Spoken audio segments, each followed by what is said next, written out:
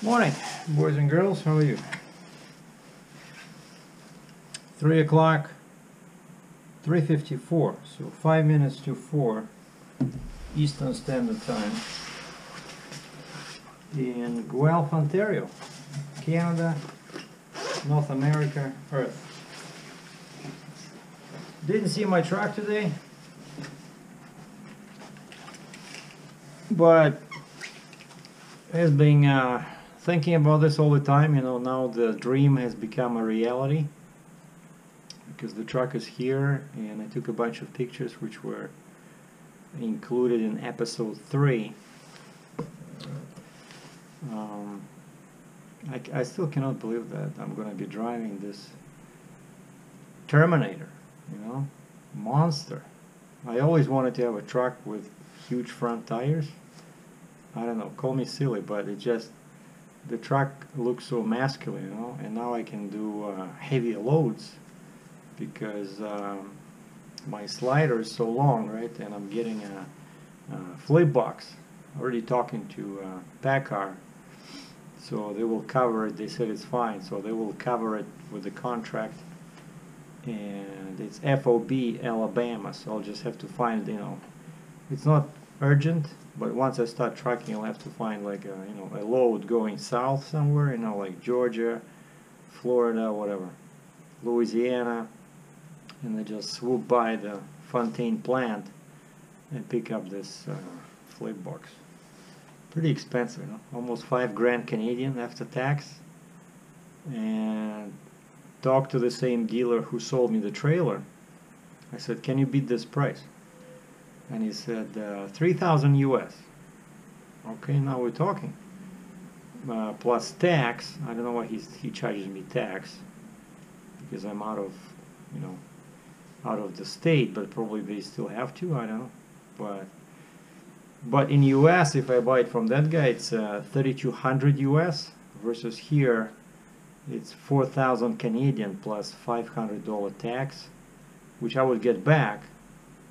So not that much difference in price, but now the Canadian dollar gets weaker. So I don't know, maybe it's better to buy locally. But both of these are FOB Alabama. And with the lease, we're still waiting. Basically, I forgot if I mentioned this or not, but they're waiting to finish all the work. Nothing has been signed yet, because, you know, when they did the truck spec and we put in all this, you know, PTO, Fenders, stuff like that, they just kind of like approximated the cost, right? So now they want to do the work, the fenders, the engine heater, the white line PTO, and now my right way gauge, and then they will just know exactly how much the truck is, you know, how much the truck costs, and then that's when the lady is coming, the financial advisor, or rather, I don't know, lease consultant. She's coming from the headquarters in Mississauga, KENWORTH main branch over here, and we'll sign the documents, and that's when I guess they'll be asking for the 12 grand Canadian. I still owe them. We are good. I have the money, so everything is on track. And also, I already have a package of documents from Canadian DAT, but I cannot do anything now because they want a copy of my lease, they want a copy of my cap card. Basically, I cannot sign up for this Canadian DAT unless the truck is, you know, properly plated, and I cannot get the plate until I have the lease, because I already talked to IRP, International Plate place here, and they sent me again a list what we need to transfer the plate from the Mac to the Kenworth. Here's my plate, and this is the new one that I never used, you know, but I couldn't find the one I used on the Mac. I know it's one of those boxes. Actually, I went there to my friend. I said, I want to find that plate, but you know, his daughter standing there and, you know, waiting for me, and I'm like, rush, rush, rush. I could not find it. I remember I put it under some clothes at the very bottom of the box, but at least I have this one. And so yeah, everything is now tied up to this upgrade they're doing to the Kenworth, right? So once everything is done, then we sign the lease and we do the ownership, and I'll have to get a letter from the PACCAR, because you know technically they are the owner, because it's a capital lease with $1 buyout at the end. So my name is only on the plate portion of the registration, or what you guys know in the States as title, right? So like two portions here. And so I will need to get a letter from them allowing me, Sergei DRATCHEV, to plate this vehicle. And so yeah, once that is done, so lease, ownership, title, once the plate is, and then of course the plate is transferred, I'll deal with that IRP office. That can take a couple of days. And then I can, once that is done, I can sign up for the second load board. So I have 2 load boards. And while I'm waiting for the plates, well, I cannot drive without a plate, right? So probably the truck will have to sit there at the dealer until the plates are transferred. And so once everything is transferred, then another thing I can do, of course, I can go and do the signs. I already talked to the sign shop. It's the same one I used before, and all these guys are pretty good, and the prices are very affordable. And I already have a couple of, you know, ideas about the signs. I just don't want to go crazy, you know. I don't have much money left after all these down payments and stuff. So just add a couple of extra graphic elements compared to what I had on the Mac, you know, a bit more. I think it'll look appealing because, you know, now this truck is kind of like one huge canvas and it's all black. You know, there's lots of colors that stand out on a truck, right? Like, I don't know, yellow, orange, white, you know, that super green, you know. But I like yellow background and dark letters. You know, I see a lot of trucks like that where they take some extra loud, so to speak, color. Let's say if your truck is white, they put like a, you know, like a piece like this, which is black, and then inside the text is white. You know, like the text is the same color as the color of your body, but the background, like the small kind of like plate, is very contrasty color. You know, and I know this looks always good, so since my truck is black, of course, ideally I could do just maybe even a white, you know, like a white, you know, figure like this, white, and then put letters in black. So of course that would be most, it'll have most contrast, so that I can do yellow background. Anyway, there's lots of options. I maybe add some Canadian flags, US flags, you know, and then just my DOT number. I talked to Kentucky. I asked him if I really need to put this, because I see all trucks, they have Kentucky number on them. I didn't put it on my Mac, and you know, nobody said anything to me when I was going through scales. And now this was confirmed when I sent an email to Kentucky DOT, and they said, no, you don't need to put it on as long as you have the DOT number. And basically, that's the only required number you must have on your truck. Basically, your legal name, which is my full name, and then I'm going to put my trade name, Sergei DRATCHEV Heavy Haul, and just a DOT number. And even my local Ontario number, CVR, you know, our local safety number, kind of like DOT, but for Ontario, in all the documents it says does not have to be displayed, you know. So all they want is just DOT number, you know. Of course, plates, signs, and that's it. And also I managed to, so this is all my binder, right, my big binder with all the documents. And so I got my IFTA stickers, right, because I didn't attach them to the Mac. And I talked to IFTA, they said, yeah, nothing, you don't have to do anything. I can just take these stickers and attach them to the new truck. They don't care. And then I managed to get the transponder. I had to remove the old truck from the database, because before it would not allow me to order another transponder with the same plate, right? because they say plate is, you know, registered to another vehicle, and then I figured out that there's a button there where you can edit your fleet on this. It's called TOPS, TOPS. It's like a special website where you can order a windshield transponder for the U.S. Customs. And I sent them an email asking about this, and even before their reply came back, I just figured out that I have to deactivate the old vehicle, you know.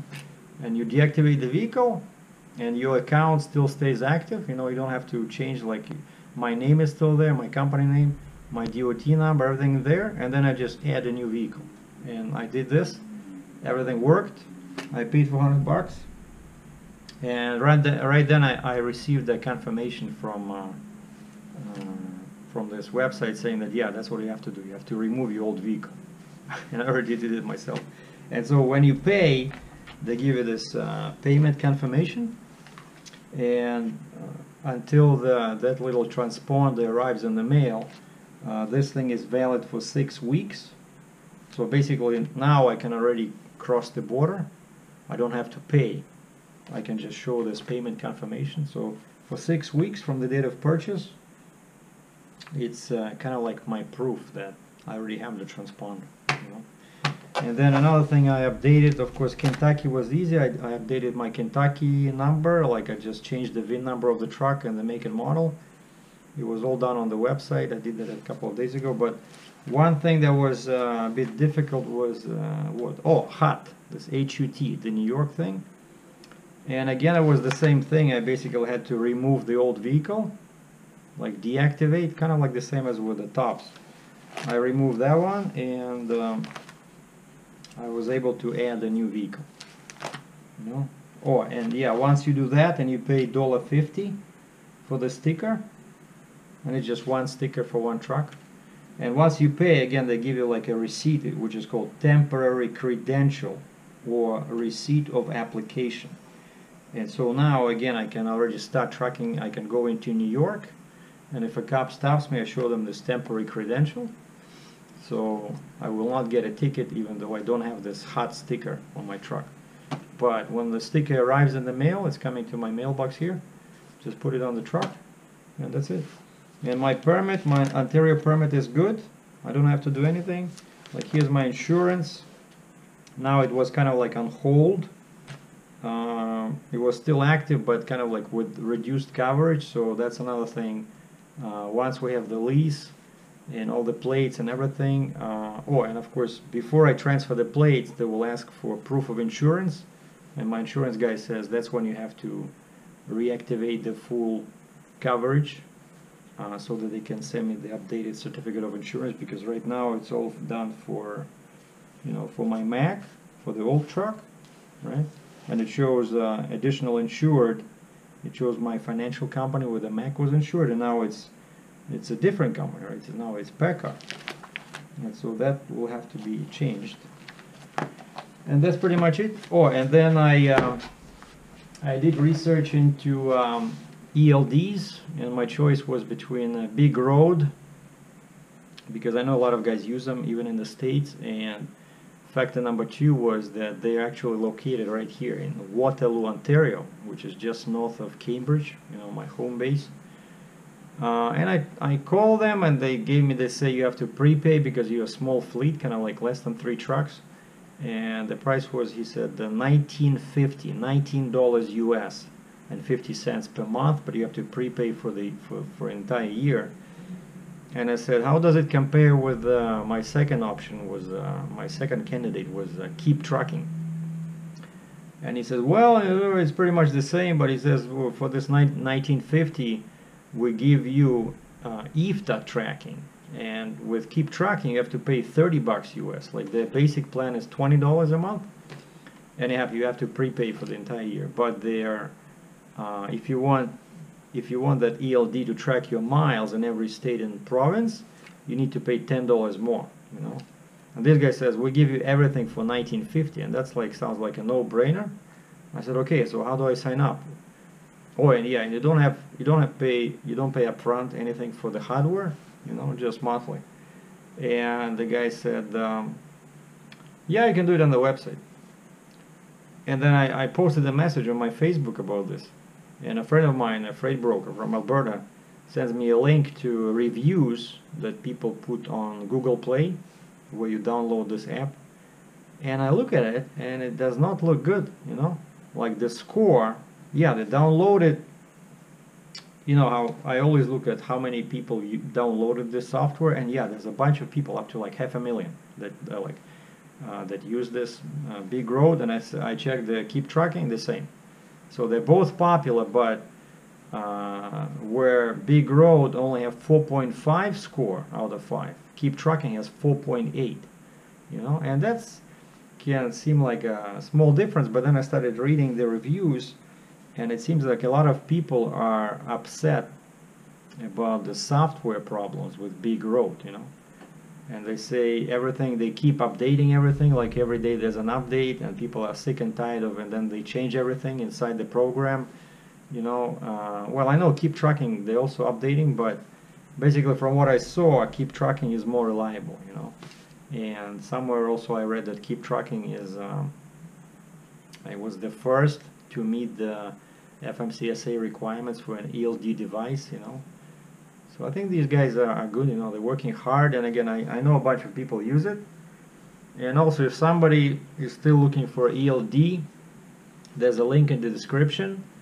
You can use that link as kind of like my, you know, reference, and then we both get $25 prepaid Visa card. Like if you sign up for, if you use that link to sign up for Keep Tracking, you get $25, I get $25, okay, from one device. So if you want to buy 100, that would be cool. Anyway, so that's what I did, and yeah, I paid for this. It was like $290 US for a year, and now they say the device is shipped. I don't know where they locate it, but again, I gave them my home address. I hope the brokers don't charge me too much, you know. They always like to slap on huge custom fees, you know, like processing fee, custom fee. That's why I never like to buy something in US and have them ship it to Canada. I always try to ship it to US. But this time I said, you know, it's the value is pretty much zero. Like, I didn't pay for this. I only paid for the subscription, right? So I don't think there should be a big fee, but we'll see. It's coming to my to me here in Cambridge, Ontario. Well, I'm in Guelph now. And so they already this morning I got an email from them saying that yeah, everything is proved, the payment went through, and the device was shipped. I think it's just a small thing. I'll show you guys when I have it. And they already sent me a couple of emails, you know, advising me how to set it up. You know, cool. They say click here to see the procedure. Basically, it's like a, you know, a write-up on how to set up your vehicles, your drivers, because I'm kind of like the fleet owner now, right? So I have to go to their website, set up my kind of like account, and I already have a username, password. So I had my vehicle, I had my driver, myself, right? And then when I hook it up in the truck, and of course I think I have to hook up that that little thing, like its serial number, with my profile. And so then when the driver, me, logs on from the truck, they will see who it is, you know. But yeah, I have to do some learning, so I'll watch these. And even there's a video, you know, like very nice, you know. They take care of you, you know. You buy it, it's not like, okay, figure it out on your own. So they send you all these links, watch this video, read this, you know, that's what you do, you know. Cool. And there's always support service there, I mean customer support, so I like it. And I wanted to go and work on my trailer, but it was like 0 Celsius, 32 F in the morning, so it was drizzling whole day today, like very, you know, very gloomy kind of was the weather over there, you know, like overcast, drizzling, you know, and cold, right? And so I didn't do it, but I'm gonna do it yesterday because I checked the weather forecast, and tomorrow is gonna be +5, 41 F, almost summer. And so now you saw me come in with these big bags, so I bought this. I keep losing these things, you know. I know I have it somewhere in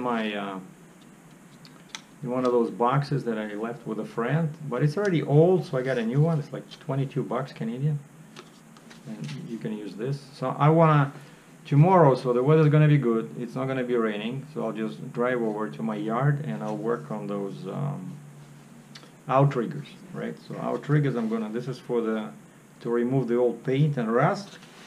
And then I got 4 cans of tram-clad rust paint. So it's all in one, primer and paint, and it glows black. So there should be, I think 4 is enough. And then maybe I'll even touch up some spots on the trailer, but I don't know. I saw the part that was really rusted during my absence was the outriggers, like look really awful, but also the ramps for some reason. I don't know why the ramps keep rusting, you know. There's nothing there. The trailer is not touching the ground. Like I put the blocks under it, right? Like the rear sits on tires, of course, but the front is on wood blocks. And you know, you would think that if it's not on, if it sits in the air, the corrosion should not be so bad. But like the ramps are all, and of course, what's the point of touching up the ramps? Because you know, the first machine that I drive over will just destroy all that paint, you know. But maybe I'll just do it, you know, just make the trailer, you know, the truck is new, and also I want the trailer to look new. And of course, if you remember from the previous videos, the truck was pretty dirty. And that's one more thing I gotta do once I have the truck is probably, you know, go to the Flying J over there, because I have to scale it, because I have to set up that right way scale, and they say you have to scale your empty truck and trailer, and this way then the gauge will start working, because unless it knows your empty weight, it cannot do anything, right? And so yeah, I got the paint, I got the brush. Wire brush. This is for tomorrow, and I keep doing exercises every morning. Now I today decided to, because I want to walk in the afternoon, but you know, sometimes you just don't want to do it, or the weather's bad. So now I decided, kind of like, instead of a warm-up inside my room, I'm gonna go for a walk. And so this morning I went and I discovered there's some like nice kind of like park in there, like this way. And I walked for 16 minutes one way and then 60 minutes back, and I estimate I did about 2 miles or 3.2 kilometers, you know. And I'm still using this, and then I did my weightlifting exercises, and I used this Lose It. Love this program, you know, like a little app, and it's all free. So every day I set up my goal, how much I wanna weigh eventually at a slow pace, not crazy fast like I did before, but like slow, you know, gradual, like 1 pound a week. And well, when I did this, that's when the program, like my current weight and my goal, and then this app says how fast do you want to lose your weight, and I left the default, which is was slow, you know, like very safe, and the app put everything in, and now every day it tells me how many calories I have for the day, you know. And then if I burn something, it adds that, like it's a walking, I wasted 160 calories, weightlifting I did 192. So now this 250 calories I can eat, right? And I will not get fat. Very cool. I love this program. And also I use my little portable scale. See, that's the scale. It's all electronic, tiny little scale, but you cannot use it on the floor. You have to go out over there. It must be some concrete floor. And about 1 week ago, when I started this program, of course you have to record your weight. I was 173 pounds, and I did it this morning, and I was really excited to see the second number change from 7 to 6. So now I weigh 169.4, so 169 pounds and, you know, and change, which is cool. And I put it in, and right away this app shows me my progress. You see, like over there on the top, so the line goes down, you know, which is really cool. So you can watch your progress. Love it. And what else did I do? Oh, and so yeah, this keep tracking. So because now it's already February, right? It's end of February, and for IFTA you do the report every 3 months. So this year, of course, it's January, February, March until the last day of the March. And now basically, if I start tracking, like let's say March 1st or something, probably realistically, I only have 1 month. You know, I will have to, for my IFTA report, I will only have to deal with 1 month of driving, you know, miles and fuel. It's not that much. And so I decided I'll just, for now, I'll sign up for the cheapest plan, 20 bucks. And then maybe later, I'll sign up for the more expensive plan. And so for now, based on what I experienced with my first IFTA return, now I decided to also track my fuel. Before I was only tracking my miles in each state, like, you know, my odometer when I was crossing the line. And now I bought this, and I see I wrote fuel, and I'm gonna write down states and in Canadian provinces, like alphabetically, so that it's easy for me to find them. And then let's say I'm in Michigan and I'm buying fuel, so I flip to the Michigan page and I put the date, location, and how many liters or gallons I bought, you know. And then of course I keep the receipt. And so this way, when the March is over and it's time to do the first 2018 IFTA report, I'll just go through all my pages, just add all these liters and gallons, you know. And then of course I'll keep doing the same with miles, like the same method I use where I just write down my odometer. And this way it'll be much easier, because fuel was a big thing, because you have to go through all the receipts, and some of them don't have the location, you know, for some reason. And then you have to worry that maybe you lost some receipts, you know, because if you lose something, then you'll have to pay a fee to IFTA, because that means that you didn't buy enough fuel. Let's say I did 1,000 miles in Texas and I didn't buy a single gallon of fuel. That means, of course, I owe money for taxes, you know. And so basically, yeah, now each day I'm thinking, because I know that I will start tracking soon, so each day I have these thoughts in my head. Everything is focused on the truck, you know, on the tracking, and every day I do something related to this. And that's why I decided, even though it's just me talking, but that's why it's still Kenworth heavy, because it's all now truck related, right? And again, I cannot tell you how excited I am. I still cannot believe that this is going to be my third truck. So the first was 2004 International, yellow with a cat, C15 and 13-speed transmission. The second one was 2015 Mac 613 Pinnacle with very weak engine, 505 horsepower, but 1850 torque, not 1860, 1850, and 18-speed manual. And now I'm getting Kenworth 2019 Kenworth T880 with a Cummins, with a new Cummins 605 horsepower, 2050 torque, and 18-speed manual. So this will be quite a change, you know. But I'm very glad that I'm getting back to big power, because I was kind of spoiled with this cat, you know, especially since I did the tuning a couple of times at the Caterpillar. I don't know if they offer it now, but back then they were offering dyno tuning for the engine. So my engine was, you know, in tip-top shape. It was pulling super strong, but like the truck was, you know, already getting old, and the frame was weak. Like, it was not, the engine was great. That was the only good part about the truck, but the truck was just probably just one step below Mac. You know, Mac was better than International, and I'm pretty sure that Kenworth will beat both of those, and especially with the sleeper. So now I can, you know, my rest will be much more comfortable with these two bunks. I'm gonna sleep on the top bunk in winter, and I have tables. I cannot believe it, you know. And the engine heater. Well, the only thing about the engine heater, I asked the guy, I said, so how does it work?